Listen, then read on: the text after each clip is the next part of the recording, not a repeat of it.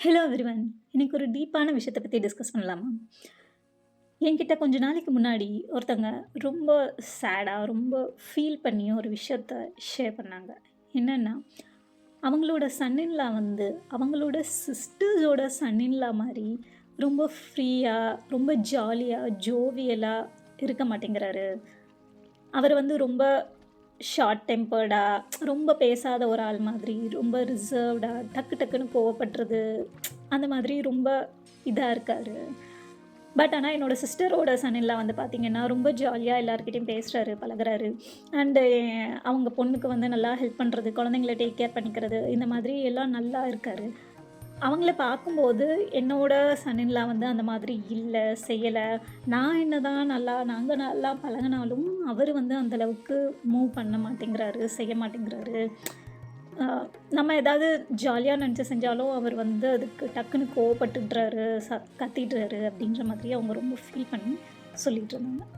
அந்த மாதிரி ஒரு 10, 20 மினிட்ஸ்க்கு அவங்க நெறைய விஷயத்த ஒவ்வொன்னா, ஒவ்வொன்னா வந்து என்கிட்ட சொல்லிட்டு இருந்தாங்க.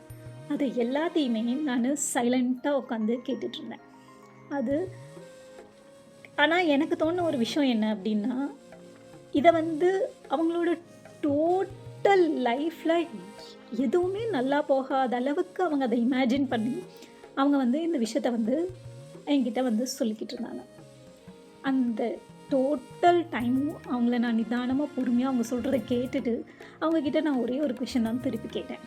என்ன அப்டின்னா, இந்த ஒரே ஒரு ரிலேஷன்ஷிப்ப தவிர, உங்கள சுத்தி இருக்கிற மத்த எல்லா ரிலேஷன்ஷிப்ஸே உங்க உங்க குழந்தைங்க, அவங்க குழந்தைங்க, பேரன் பேத்திங்க, உங்க ஹஸ்பண்ட், உங்க சொந்தக்காரங்க, ஃப்ரெண்ட்ஸ் இந்த மாரி மத்த எல்லாருமே உங்ககிட்ட நல்லா தானே இருக்காங்க, அப்டின்ட்டு.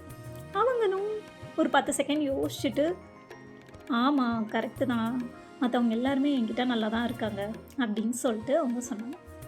நான் வந்து இன்னொரு கேள்வி அவங்ககிட்ட கேட்டேன். என்ன அப்டின்னா, உங்கள சுத்தி மத்த எல்லா ரிலேஷன்ஷிப்பும் நல்லா இருக்கும்போது, இந்த நல்லா இல்லாத ஒரே ஒரு ரிலேஷன்ஷிப்ப மட்டும் தலையில தூக்கி வச்சுட்டு, எதுக்காக இவ்ளோ ஃபீல் பண்ணி இந்த மாரி இருக்கீங்க? அப்டின்னு சொல்ட்டு கேட்டேன். இல்ல பட் ஆனா இது ரொம்ப முக்கியமான ரிலேஷன்ஷிப்ல என் பொண்ணோட ஹஸ்பண்ட் அப்டின்றப்ப, எஸ் ஆஃப் கோர்ஸ் நான் இல்லைன்னு சொல்லல. பட் ஸ்டில் மத்த எல்லா விஷயத்தையும் விட்டுட்டு, இந்த ஒரு விஷயத்த பத்தி ஃபீல் பண்ற அளவுக்கு ஒண்ணும் கிடையாது. அவரு கொஞ்சம் ரிசர்வ் டைப்பா இருக்காரு. கொஞ்சம் ஷார்ட் டெம்பர்டா இருக்காருன்றதெல்லாம் வந்து ஒரு பெரிய பிரச்சனை. உங்க டாட்டர் வந்து ரொம்ப கஷ்டப்படுறாங்கன்ற மாதிரிலாம் எதுவுமே கிடையாது. It is a very normal stuff அப்டின்ற மாதிரி நான் உங்களுக்கு எக்ஸ்ப்ளைன் பண்ணிட்டு, அவங்க கிட்ட சொன்னது இன்னும் ஒரே ஒரு விஷயம் தான். உங்கள சுத்தி இருக்கிற மத்த எல்லாமே நல்லா இருக்கும்போது, இந்த நல்லா இல்லாத ஒரே ஒரு ரிலேஷன்ஷிப்காக நீங்க இவ்ளோ ஃபீல் பண்ணணுன்ற தேவையே கிடையாது. இன்ஃபேக்ட் நீங்க என்ன பண்ணணும் அப்டின்னா, ஆக்சுவலி மத்த இருக்கிற எல்லா ரிலேஷன்ஷிப்புக்காகவும் நீங்க கிராட்டிட்யூட் தான் குடுக்கணும். நீங்க சந்தோஷமா இருக்கணும். மத்த எல்லா ரிலேஷன்ஷிப்பும் எனக்கு ரொம்ப நல்லா அமைஞ்சிருக்கு அப்டின்னு நீங்க ரொம்ப சாட்டிஸ்ஃபைடா, சந்தோஷமா கிராட்டிட்யூட் குடுத்தாலே, நீங்க சொல்ற இந்த ஒரு ரிலேஷன்ஷிப் ஆட்டோமேட்டிக்கா சரியாயிடும் அப்டின்னு சொல்ட்டு நான் சொன்னேன். இந்த மாதிரி தான் நெறைய பேர் வந்து அவங்க லைஃப்லயும் சரி, அவங்க ரிலேஷன்ஷிப்லயும் சரி, மத்த எந்த விஷயமா இருந்தாலும் சரி, நல்லா இல்லாத அந்த ஒரே ஒரு விஷயத்துக்காக தூக்கி வச்சுக்கிட்டு, மத்த நல்லா இருக்கிற எல்லா விஷயத்தையுமே மறந்துடுறாங்க. அந்த ஒரே ஒரு விஷயம் தான் அவங்களோட வாழ்க்கை அப்படின்னு நெனச்சு அவங்க அது அது நல்லா இல்ல, அது நல்லா இல்ல, அது நல்லா இல்ல அப்படின்ட்டே இருக்காங்க. பட் நல்லா இருக்கிறது இவ்ளோ விஷயம் இருக்கு. அந்த நல்லா இருக்கிற விஷயத்த இவ்ளோ ஃபோக்கஸ் பண்ணாலே, அந்த நல்லா இல்லாத ஒரு விஷயமும் நல்லதா மாறிரும்.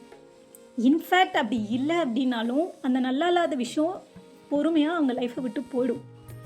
ஸோ, ப்ளீஸ் அவங்களுக்கு சொன்ன அட்வைஸ தான் நான் உங்களுக்கும் சொல்றேன்.